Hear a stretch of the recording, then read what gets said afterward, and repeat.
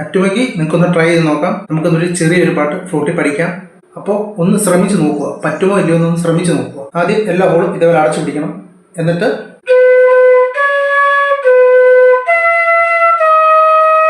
ഇതാണ് ഒന്നാമത്തെ വരി. ഇനി രണ്ടാമത്തെ,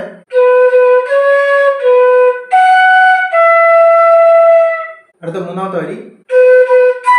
2 പ്രാവശ്യം ലോ പിച്ചും 1 പ്രാവശ്യം ഹൈ പിച്ചും, ഒരേ സ്വരം തന്നെ.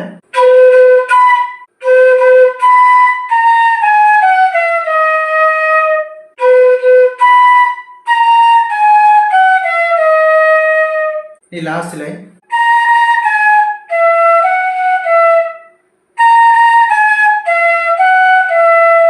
ഇനി ഫുള്ളൊന്ന് ഞാൻ വായിച്ചേപ്പിക്കാം.